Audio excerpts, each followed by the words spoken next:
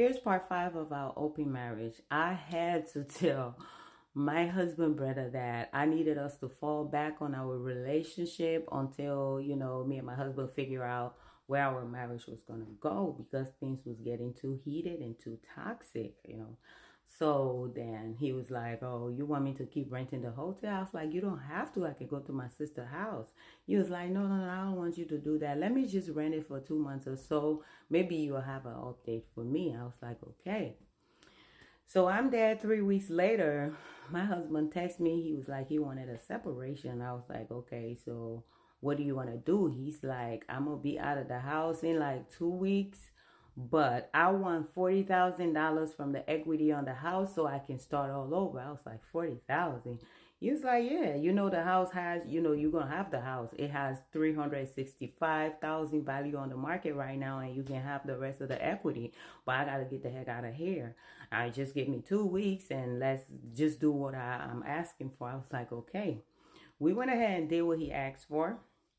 And he packed up. He took video clips to prove that he was leaving and stuff like that. And he was like, "I know you think I don't know that, you've been screwing my brother." I was like, "Hey, we're not going to talk about none of that, because you know what I've been dealing with. You asked for this stuff." He was like, "But you didn't have to go there." I was like, "No, since we're talking about separation, let's just leave things calm and you go your way. Let me just move back in the house and just, just figure out how my healing process and where I'm going with my life." He was like, "Whatever, man." So, but then we did what he requested. So he moved out and moved on. Then I gave my brother-in-law the update, and my brother-in-law tells me, "Oh, guess what?" I said, "What?" He's like, "I'm gonna be out of the military in like 6 months." I was like, "And?" He was like, "That means we can get back together. I can come over there, and I got a lot of projects I want to work on. I want to go back. I want to finish my school and stuff like that." I was like, "Come here, like where? What you mean, moving in this house?" He was like, "Yeah, you told me he moved on. He took 40,000. He said you can have the house."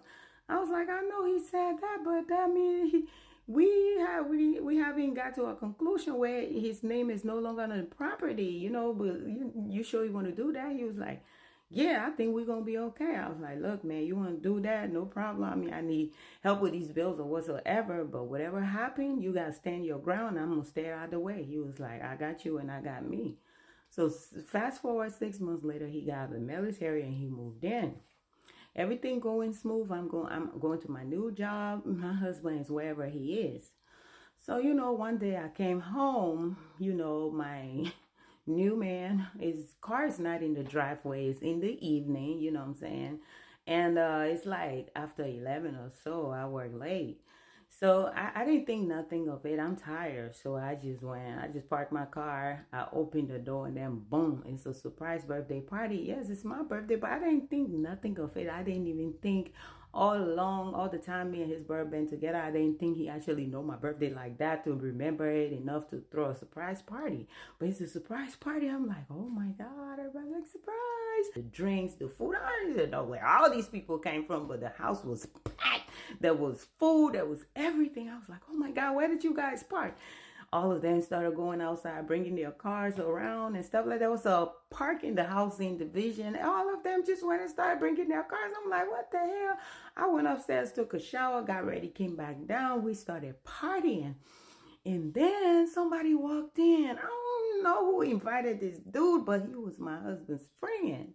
When he came, I was startled, and I'm like, "Man, he's not about to mess up, my birthday for me." So I just kept on partying. Me and the brother, we on the dance floor, we kissing, we dancing, we hugging. It's all love, it's all fun. I mean, none of the doors are locked. The garage is open. Everything's good. 1 hour later, though, the front door opened, and my supposed to be soon ex-husband runs in the door and launched at his brother. A fight broke up in the living room, and it went crazy. Bottles are flying, both of them. It was just crazy. I ran upstairs to go call the police. But by the time the police came, oh my God, those two people, they had hurt each other so much. The TV was broken. There was holes in the walls. People, people was already drunk. It was really crazy. The police came. The police was like, what's going on here? Who do we need to get rid of? I pointed at my soon-to-be ex-husband. I said, he's not supposed to be here. He was like, boo. And he was like, this is our house. I was like, but you moved on. I opened all the messages. I showed it to the cop. I said, look, man, me and him separated. These are the messages when he decided he wanted $40,000 off of the equity on the house and he was moving on. He moved out. He said I could have the house. So this is who I'm with right now. And then he screamed. He was like, but that's my brother. You, this and that. Start calling me out my name. And the police was like, yo, calm down, calm down. If you had, it's what she said true. He was like, yes, it's true, but this is our house and that's my brother. This is and that. He started explaining all kinds of stuff. And then the police said, no, this is a civil matter. I'm sorry, but if what she said is true, you're going to have to leave the property or we're going to have to take you in. He was like, yeah, I'm going to leave. I'm going to leave, but this is not the end of this. I'm like, oh, Lord. And he left. They didn't arrest him. He left. And now his brother is like, oh, I'm going to press charges and this and that. I'm like, what you pressing charges for? He was like, look, he came in here. He wasn't supposed to be here. He broke his little finger and stuff like that. He got bruises. Both of them hurt each other bad. So he's like, he's pressing charges. I'm like, if you're going to press charges, what position am I going to take? He was like, you going to stand by my side? I was like, okay, he's already in the wrong. So whatever, I will show up, but the case is yours. He was like, all right. So he went ahead and pressed charges. But as far as what happened in court, I will be back with part 6. While you guys are waiting, like I always say, please do me a favor. Check out my product reviews up there on my TikTok page. If there's anything that you like that I did a product review on and you buy it, I get 62 cents, $1 or something like that. But that's like supporting me. So thank you in advance. See you on the next episode.